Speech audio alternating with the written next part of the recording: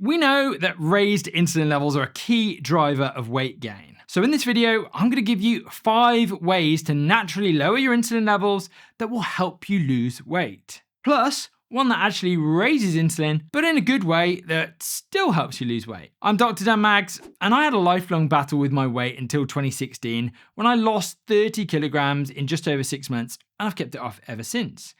And what I'm about to share with you has been fundamental to achieving that. So let's dive straight in with a big one. A low carbohydrate diet. Carbohydrates are the main nutrient that promotes the release of insulin in our bodies. If you eat carbs, your blood sugar level rises, your pancreas produces insulin in order to drive glucose into the cells and bring the blood glucose levels back down to normal again. Now, carbs can be found in the form of things like sugar, high fructose corn syrup, added into drinks or ultra-processed foods during the manufacturing process. But carbohydrates are also found in high quantities in foods like potatoes, rice, pasta, bread, basically lots of white or beige coloured foods. These are starchy foods, and starch is just long chains of glucose molecules strung together. And whenever you consume starch, your body just breaks this down into glucose, which in turn raises your blood glucose levels. Now, not as quickly as sugar does, but it raises them all the same. And you might be thinking, hey, I know people who can eat huge bowls of pasta and not gain weight. At some point, that was probably you too. Certainly was for me in my early 20s. The thing is, when you've gained a lot of weight, we often develop something called insulin resistance. And so someone who's insulin resistant has got higher levels of insulin than they should have, even when they're not eating. And so you might be wondering, hang on, is this something that I've got? Maybe I need a blood test. Well, actually, it's not that easy, I'm afraid. Unfortunately, you have to do a little bit of detective work to work out what symptoms are actually pointing towards this. It's like hunting clues. But in order to make this easy for you, I've created a free guide in order to take you through that process. It's called Am I Insulin Resistant? And you can grab that by clicking the link in the description down below and heading over to my website. And you should know within about 5 or 10 minutes whether this is something that's actually affecting you. Anyway, the good news is we don't actually need to eat carbohydrates. In fact, we're designed to survive without taking any carbohydrate in our diets. And yes, we do need glucose in our blood, but actually we can make all the glucose we need within our bodies. And yeah, we can get a small amount of glucose from non-starchy vegetables, things like broccoli, cauliflower, and loads of different vegetables like that. See, I'm not advocating for a no carbohydrate diet, just one that is low. And actually low means different things to different people. Everyone's got a tolerance to the amount of carbohydrate that they consume. Your tolerance, for example, will be different from mine. But when done correctly, a low carbohydrate diet will lead to low insulin levels, which will allow you to use your own fat for energy. This in turn will lead to decreased hunger, meaning you naturally want to take in less food. And the second way to optimize your insulin response is also to do with our diets. Now, technically, protein can cause your body to release insulin, but not as much as carbs, but still some. So why am I telling you to eat more of something that raises insulin? Well, it's because not all insulin responses are created equal. You see, when you eat carbs, your body goes into full storage mode. Insulin rises, fat burning stops. It's like putting your metabolism into park. But when you eat protein, something clever happens. Yes, insulin rises to help you build muscle. That's one of the other actions. But your body also releases something called glucagon, which is basically, you can think of it like insulin's opposite number. And so when you're eating protein, it's like having one foot on the muscle building pedal and one foot on the fat burning pedal at the same time. Think of it this way. Carbs tell your body, we've got plenty of energy, store everything. But protein tells your body, we've got building materials, let's build muscle, but keep burning fat for energy.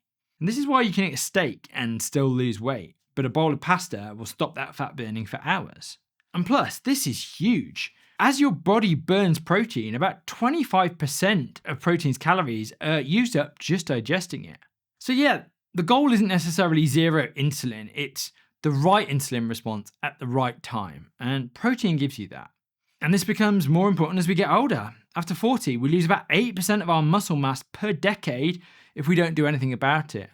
Less muscle means worse insulin sensitivity. It's a vicious cycle, and protein is part of the answer to that. The other part, well, that's number 4. But first, So all foods stimulate production of insulin to a certain extent. And yeah, whilst a well-formulated low carbohydrate, high protein diet will keep insulin levels much lower than the standard diet, the third way to keep your insulin levels naturally low is to introduce some fasting into your day. Now, hang on a minute. You might be thinking, hang on a second, Dan, you just told me to eat all this protein. Now you're telling me to not eat at all. Fair point. Let me explain how these work together, not against each other. Fasting's just the opposite of feeding. Insulin levels will naturally be low when you're fasting, and we do it every night for at least 10 hours and then break that fast in the morning, hence the word breakfast, breakfast. And yeah, fasting has also been a part of many cultures throughout human history. And whilst fasting days have largely disappeared from Western culture, many people around the world still observe fasting days for religious reasons. So here's how I make it work generally. I don't eat breakfast. In fact, as I record this, it's about 11 o'clock in the morning, and I haven't eaten since about 7 o'clock last night. And I'm really only just starting to get hungry. So rather than having a high carb breakfast cereal, my insulin levels are currently low and my body's just running on its own fat stores. But when I do eat lunch and dinner, I make sure I hit my protein targets, which are about 80 grams at lunch and 80 grams at dinner time. I'm not eating less protein, I'm just eating it in fewer meals. And you've probably heard people online talking about OMAD, or 1 meal a day. And on the face of it, look, some people swear by it, and I'm not saying it's wrong. It does give you basically 23 hours in this low insulin fasted state. But actually, it's really hard to get an entire day's worth of protein in just one meal. And I suspect that most people who are doing this are actually not getting an adequate amount of protein in. Because for me, that'd be like eating an entire rotisserie chicken in one meal. Actually pretty difficult. I've tried it. And for me, it takes all the joy out of eating. So 2 meals a day is where it's at for me. Now, whether you're eating 1 meal a day, 2 meals a day, or 3 meals a day, there's something else that can dramatically affect how your body responds to insulin. The fourth way, which we can keep our insulin response optimized, is through exercise. Now, exercise is fantastic in many ways, but when it comes to weight loss, there are some effects of exercise that I think are far more important than just burning more calories. I could probably talk to you all day long about the positive effects of exercise on our metabolism, but there are 2 key things that I want to mention here. Firstly, exercise increases the sensitivity of muscles to the action of insulin. You need less insulin to take up the same amount of glucose. And secondly, exercise allows our muscles to use glucose without the need for insulin. It's amazing. You'll often find me talking about insulin allowing glucose to enter into cells, such as in this video where you can see the little star-shaped insulin molecule interacting with the surface of the cell in order to open up that channel where glucose can pass through. But one of the effects of exercise is to open up these channels without the need for insulin at all. So after exercise, glucose is just taken up by the muscle like a sponge without the need for insulin to ever be produced. And so resistance training, or lifting heavy weights, and short bursts of high intensity exercise are particularly good for activating these important metabolic effects of exercise. And that protein that I mentioned earlier, well, it works best when you're doing resistance training. They're a team. Protein provides the building blocks, exercise provides the signals to build. Now, the 5th way to naturally lower insulin levels is to reduce stress. A little bit of stress can be a good thing. It prepares our body for action by doing things like raising blood glucose levels, and in short bursts at the right time, that is normal and a good thing. But being stressed for long periods of time will cause persistently raised blood glucose, which will mean that your body needs to produce more insulin in order to respond. Now, we're not designed to live in a constant state of stress, and if you are, this could seriously undermine your weight loss efforts. Now, I wish I could, but I can't give you a one-size-fits-all method to reduce stress.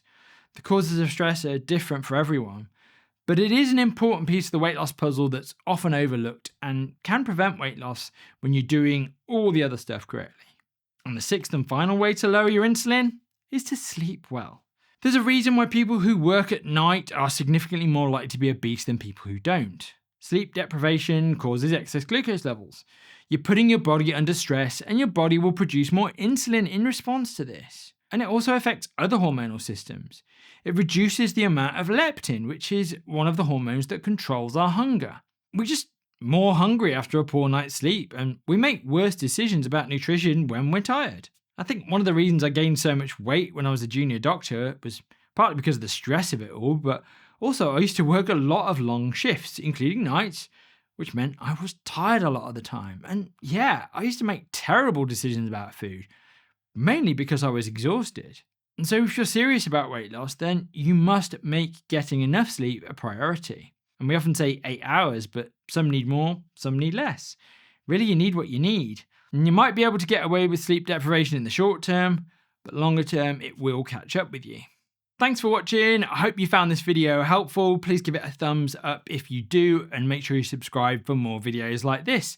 And there's a video on the screen right now that you might find very interesting.